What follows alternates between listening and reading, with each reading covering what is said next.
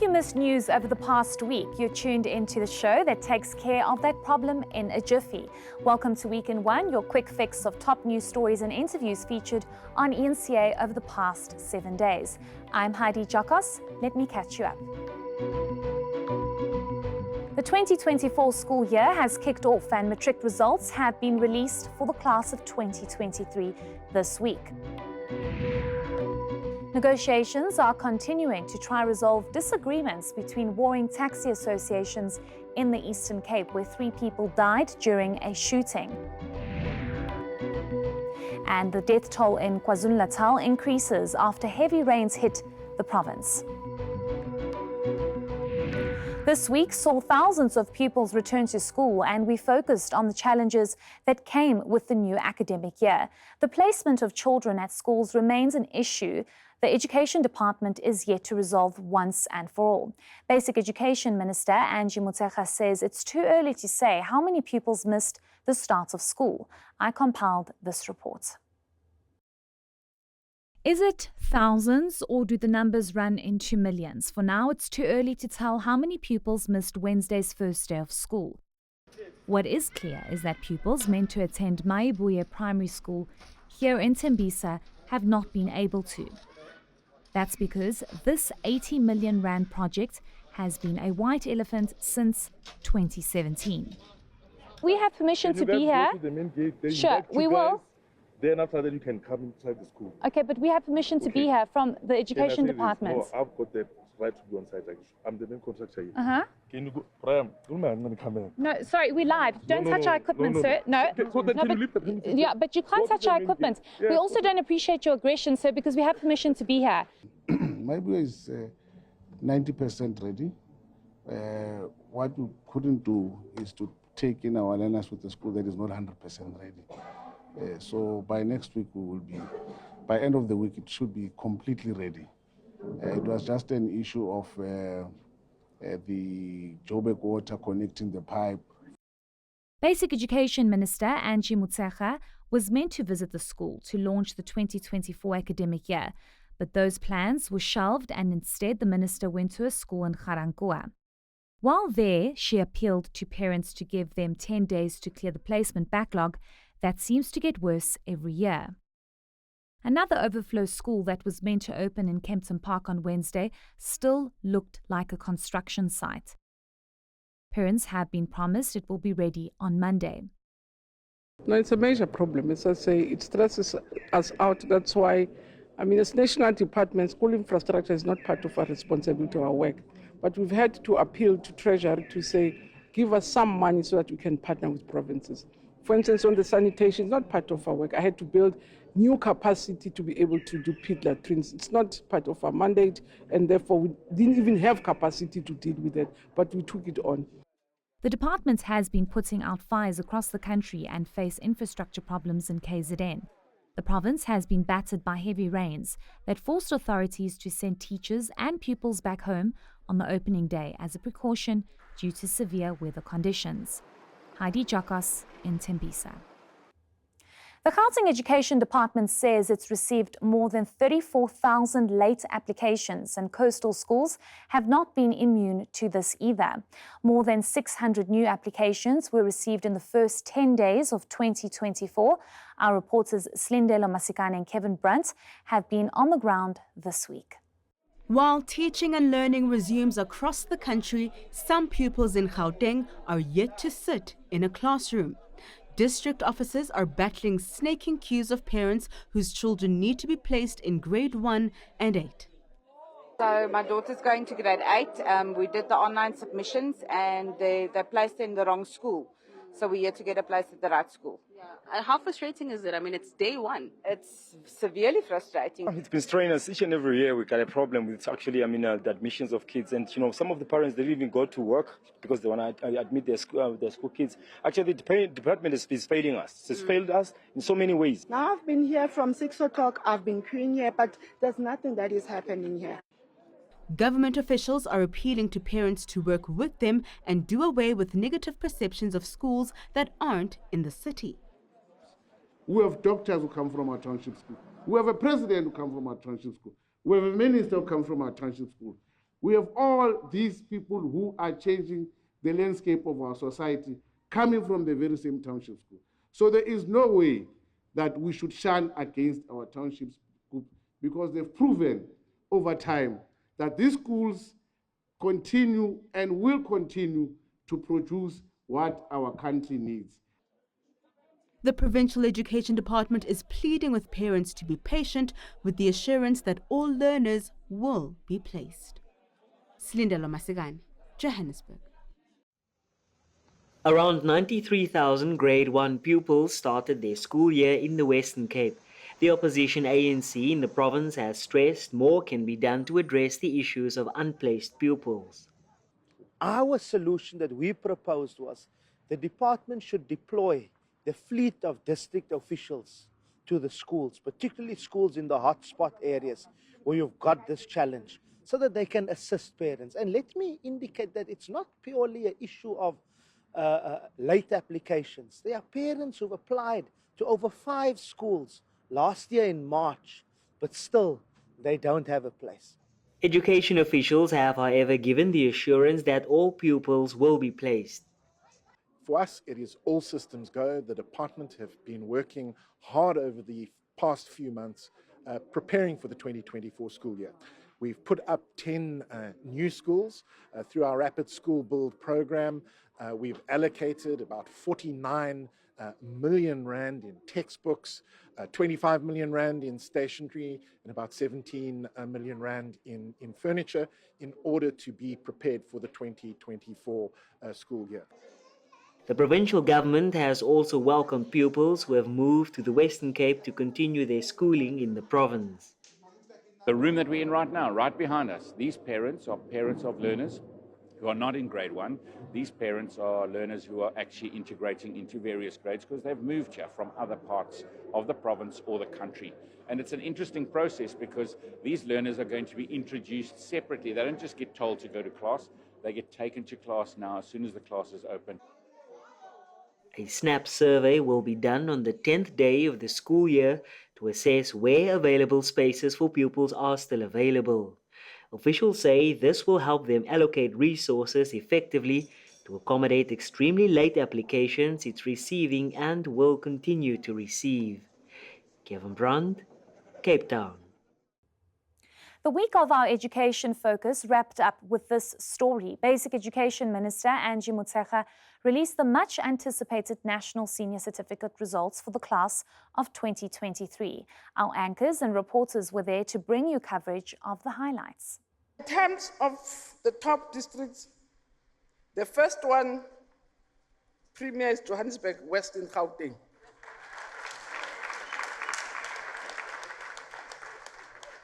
The second best performing district is Muteo in the Free State. And the third district is Tshwane again in Gauteng. The fourth district is Mkhanyakude in KwaZulu-Natal. The results have come in, and we do know that the Free State province has come in first once more.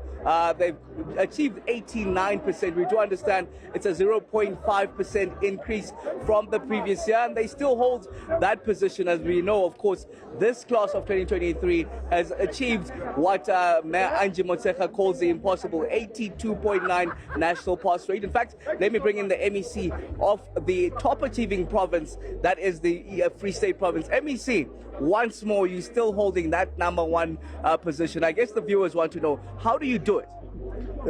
First of all, I must just thank all the Free Staters for the support that they have given to the province, because it's all the efforts of the parents, the teachers, and everyone. But I must just indicate that the secrecy in all of doing this is to work together and to work hard, and not just to speak about our love for education, but to put it in practice, because in the province of the Free State, everyone is geared up towards ensuring that our learners are doing well in education. Like I said, that is I want to pass my gratitude and my appreciation to the parents, because everyone is taking part. From the level of government, it's not only a departmental issue. The whole provincial government is supportive. Even the local government is supportive. Everyone in the Free State is living education. Everyone in the Free State is breathing education. So this result signifies, and it clearly shows that everyone is hard at work to really ensure that the education system in the province continues to rise like it is now that we have set a new record again once more. Stay tuned to Week in One. Coming up, we look at some of the big interviews done by anchors this week.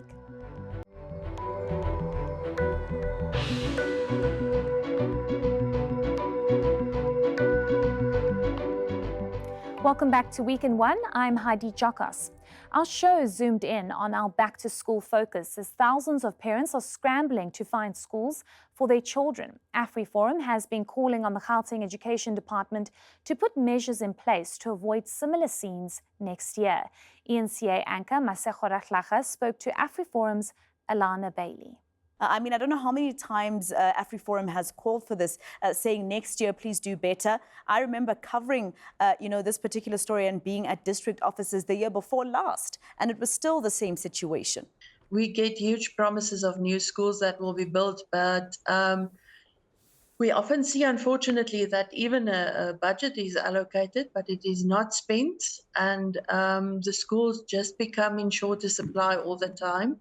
And then we see solutions like temporary classrooms, which really are not ideal for quality education. And some of those utterances by parents telling our senior reporter Slindelo Masigani that the online application and admission process is the worst ever. I don't know if AfriForum has any say on the application process.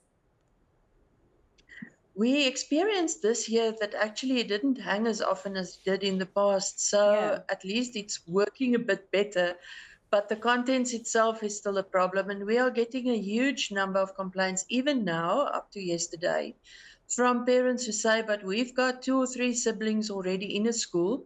And now suddenly we are enrolling the grade 1 or the grade 8 pupil, and the department simply says, no, that school is full, they have to go to another school. So suddenly parents are faced with huge extra expenses because now they have to travel to 2 schools while all the siblings should actually be allocated to the same school. Former UK MP Jeremy Corbyn believes Israel is clutching at straws looking for a technicality in South Africa's genocide case. South Africa wants the International Court of Justice to order Israel to halt its military activity in Gaza immediately. The former British Labour Party leader joined South Africa's delegation to The Hague and spoke to eNCA anchor Tami Ngubeni earlier this week. So let's focus on Israel's response to the presentation that was put forward by South Africa. One of the main areas that Israel focused on is that South Africa ignored completely, they say, the events of October the 7th, which they say is the actual inciting incident for what we are seeing right now. They're saying that this is a two-sided war and that South Africa, in their presentation, did not focus on this at all. What is your response to that position? Well, Israel tried to claim that this was a proportionate act of self-defense against what happened on October the 7th. The South African case was very carefully put by the team of lawyers who acknowledged from the very beginning their horror of what happened on October the 7th and the loss of life of over 1,000 people on that event. The point that South African representatives are making was that within the terms of the Genocide Convention, there cannot be overall collective punishment. There cannot be a policy which is to attack the entirety of the population of Gaza. And in making this case, they pointed out that Prime Minister Netanyahu, the president himself, and other leading Israeli politicians had all said in terms, there are no innocents in Gaza, we will drive the entire population to the south, and indeed there were further statements made that they wanted to reduce the population by about 90%, in other words, to expel them from Gaza. They also pointed out that the indiscriminate bombing of homes, schools, hospitals, water treatment plants, and all the things that are necessary for normal life, amounted to a genocide against the people of Gaza. And they went through this in some detail, not in a very sensational way, not at all, a very legal way. I think the case was very, very strong. And any independent legal observer would say, well, South Africa's made a very good case. And Israel's only defense has been that of the horror of October the 7th. This is not proportionate in any way, and it cannot be called an act of self-defense to bomb a school because of what happened on that day. The World Economic Forum's annual meeting kicked off in Davos, Switzerland on Monday. Higher Education, Science and Technology Minister Dr. Bladen Nzimande attended the forum. eNCA anchor Bradan Moyane had this discussion with him in light of the recent allegations that he has been linked to a scandal within the National Student Financial Aid Scheme. Because you said this in that briefing when you addressed the allegations against you and Mr. Khosa of NSFAS, after the leaked report of OUTA and those recordings where there's allegations against you of corruption, you said your legal team, you're consulting your legal team to see what action you need to take. You're going to take advice for them. I've seen reports that you are threatening legal action. Can you update our viewers? Where are you at? Are you going to take OUTA to court? What are you doing about this matter? The allegations are still there. I'm under very strict instruction from my legal team not to talk about this matter anymore beyond what I've said. The allegations are false, I want to say that.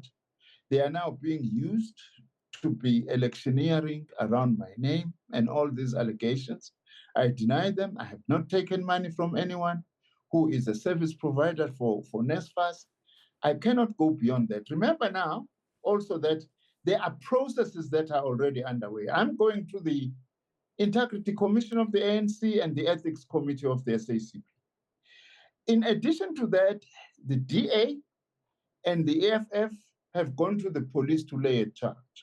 So let those processes then take their course. It means the police are looking into the matter, and then let's wait and see what they do. At an appropriate time, once these processes are over, I will then consider my options, which are still on my agenda, to actually sue the people who actually are making allegations when those allegations are proven to be wrong.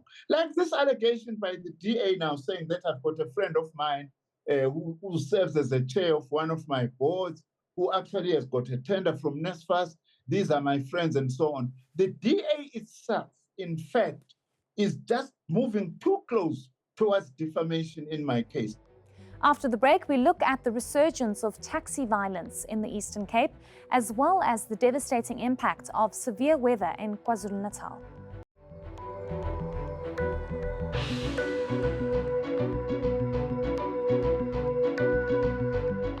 Welcome back to Week in One. I'm Heidi Jokos. The death toll in KwaZulu-Natal floods has risen to 13.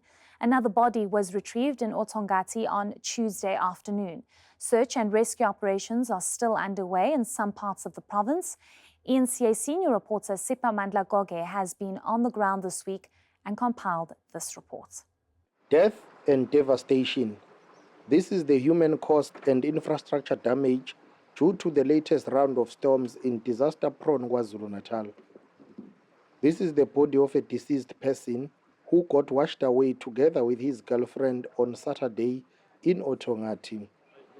The girlfriend's body was retrieved on Monday. A caring, loving, responsible guy. Yeah. With schools reopening on Wednesday, some pupils will be stranded as roads and bridges have collapsed in some parts of the province. Inkinga ukuthi mele swele la shuthi mesigeza kuzofana nokuthi asigezile ngoba kuyafana soza sizoxhafuza la emanzini futhi amanzi okugeza fana ukuthi asinayo mele size sizokha amanzi la emfuleni ngoba amavateli kan mhlawumbe afika after 2 weeks sikhe lawo mabhakede afew siwabeke asephelile njalo amanzi. Parents are equally frustrated. Sikhathazeke kakhulu ngaleli bloko njoba limukile ngendlela ukuthi njoba kuvulwa izikole nje abantwana fanele sibaqoqoshe sibawelise sibayise ezimotweni ngaphesheya fanele ngisho linqamule ngisho amanzi amapayipi amanzi asinawo amanzi emakhaya ngoba leli bridge belicrossa amapayipi amanzi. With no immediate solution to the damaged roads and infrastructure crisis, some say communities and parents are left to fend for themselves. Bengicela umuntu ozaziyo ukuthi unomntwana abelethe ingane yakhe ayiwelise ngaphesheya emfuleni. Uma sekuzophuma isikole futhi agade isikhathi ayiwelise aphinde ayihlangabeze. Kodwa kunzima kwabanye ngoba abanye izingane zihambela zodwa ngoba bayasebenza ukuze bafake isinkwa endlini. Provincial authorities are yet to make a final determination of the impact of the damage. Siphamandla Goge, Durban. The 11 suspects linked to the murder of 3 people in Port St. John's on Tuesday appeared in court on Thursday. They face several charges, including murder, attempted murder, malicious damage to property, and public violence. 15 firearms and over 300 rounds of ammunition were recovered after the deadly shootout between 2 taxi associations. Ronald Masinda has the latest. The Unedwa Taxi Association blocked the R61 between Lusikisiki and Port St. John's on Wednesday. They say that the taxi operators have been under siege when entering Port St. John's.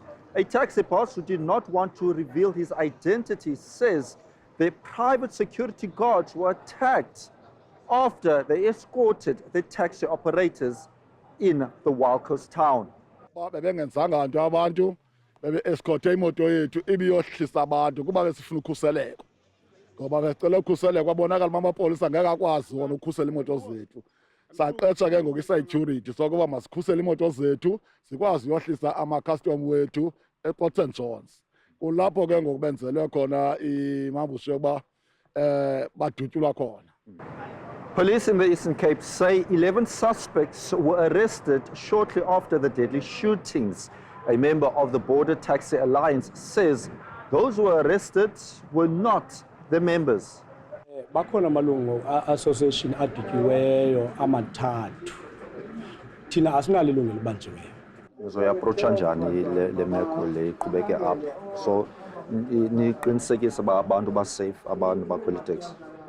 So thina sisayixhome kwabomthetho kuba amandla siwazi kube kungabantu bomthetho abanamandla. Violence. Police say those who were arrested will appear before the Port St. John's Magistrates Court soon. Ronald Masinda, Port St. John's. Diepsloot police have once again been slammed for failing to curb crime in the area, with calls for the police station to be closed. A memorial service was held for slain community leader Abel Sitole, one of the 4 people gunned down over the weekend. eNCA's Mangoba Mkunu reports.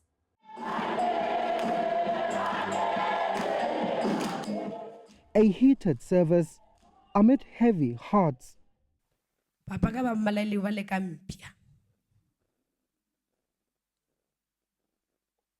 Mpia e leng gore a ene bana a zanga banya go re naganela ene nto bohloko go re na elwa a lwela setšhaba sa gage ne le robala boroko ka lebaka la gage ne le bodyguard la Diepsloot.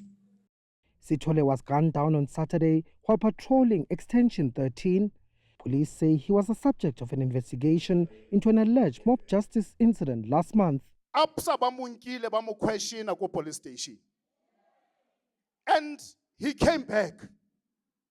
What kind of nonsense is that for someone who's sitting comfortably ko Koshunya High to say Absa was the subject of investigations? We knew that Absa was not part of what happened Go 13 because police did their work. But for a person to come back after what happened and tell us that Absa was a subject of investigations, we are not going to take that lightly. The killings have sparked anger, with residents again accusing illegal immigrants of terrorizing the area. Police station number 2 eloreng e re tshwere ha ina msebetsi. Ntate Sithole la hana re kopa backup. Ono sina le phodisa le le phahamang ne re ba re ba lata police station re be re khutle re sina bona. Re fumane tsotsi e searcha stopo. Maphodisa re ha fihla a re ke ba bakae le ba bone ba botsisa rona. How many people have been killed in Diepsloot? How many leaders have we lost? Kausane ke nna lwena. We need permanent solution in Diepsloot. Tsene dilo la ke absa a patrola bosiu. We are mad. And we cannot contain our madness because we have been crying for so many times. Sithole will be laid to rest on Saturday in Limpopo. Manqoba Mchunu, Diepsloot. And that's a wrap of this week's edition of Week in One from myself and the team. Congratulations to the Matric class of 2023. Have a great weekend.